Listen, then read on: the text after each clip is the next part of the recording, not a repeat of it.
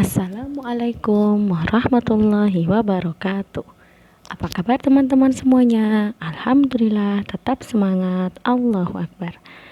Hari ini bertemu lagi dengan Bu Catur Rahayu. Kita akan belajar tentang sistem pencernaan manusia. Sistem pencernaan pada manusia pada dasarnya adalah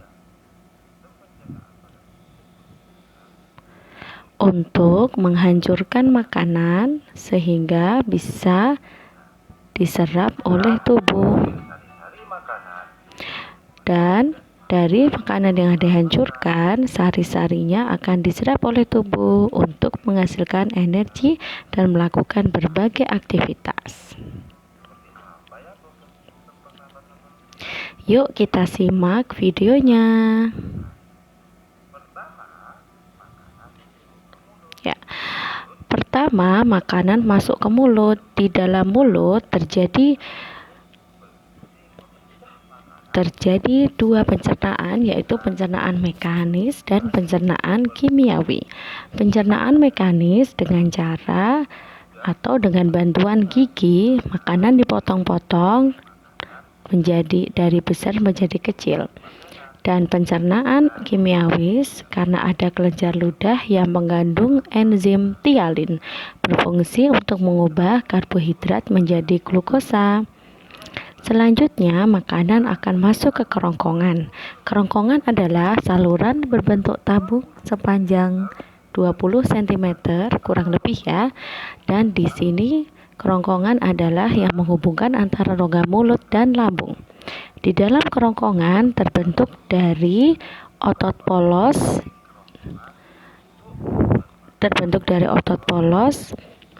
dan di sini ada sebuah gerakan yang unik dan khas disebut gerak peristaltik, yakni gerakan meremas dan mendorong yang dilakukan oleh kerongkongan untuk mendorong makanan masuk ke lambung.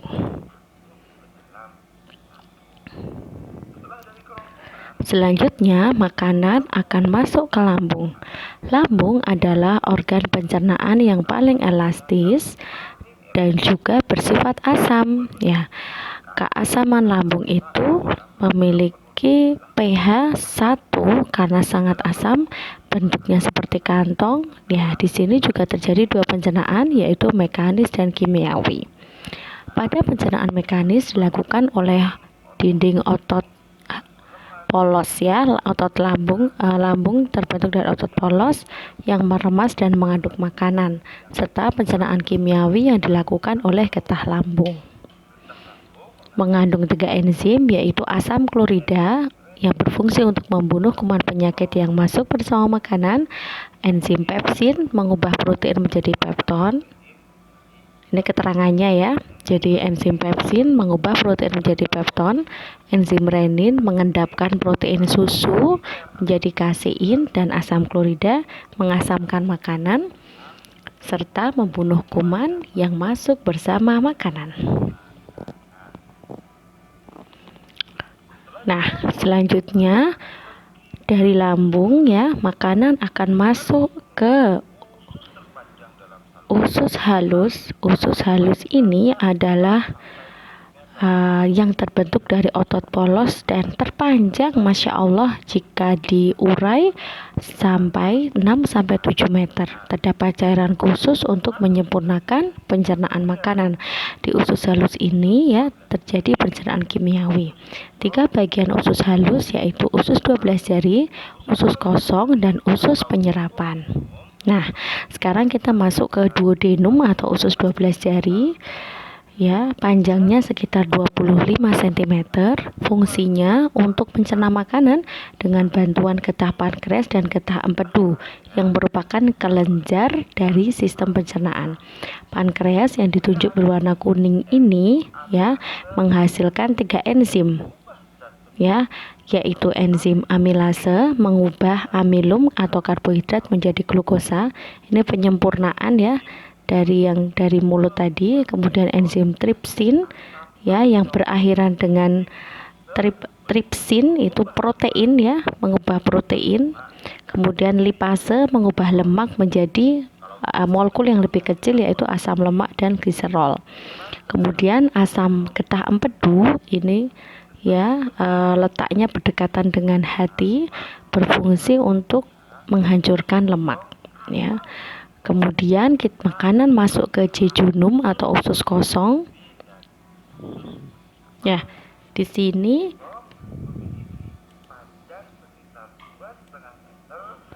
panjangnya sampai 2,5 meter, Masya Allah ya, dan mencerna makanan lebih lanjut yang telah dicerna oleh usus 12 jari ya. Kemudian selanjutnya makanan masuk ke ileum atau usus penyerapan. Nah, di sini makanan sudah diserap ya. Nah, kita lihat ya gambar videonya di sini. Nah, itu yang berwarna merah dan biru adalah sel darah yang akan kita pelajari di pertemuan tema 4 nanti tentang sistem peredaran darah ya. Jadi, sari makanan yang ada di usus halus ya, di usus halus itu akan diserap oleh pembuluh darah dan diedarkan ke seluruh tubuh. Selanjutnya, makanan yang tidak diserap akan masuk ke usus besar ya.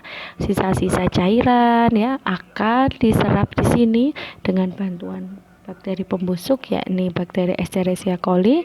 Bentuknya seperti ini ya.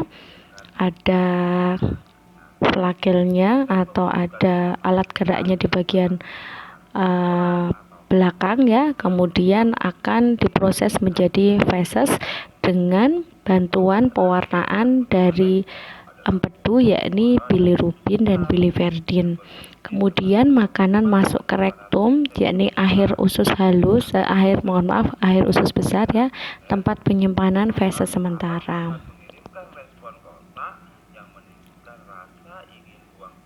Nah, kemudian jika makanan sudah penuh ya, maka akan ada rangsang ya dari rektum untuk keluar tubuh, yakni melalui anus ya. Jadi Masya Allah ya teman-teman, insya Allah sudah paham sampai di sini ya, bagaimana Allah menciptakan sistem pencernaan kita sangat lengkap dan sangat sempurna.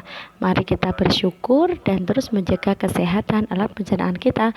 Wassalamualaikum warahmatullahi wabarakatuh.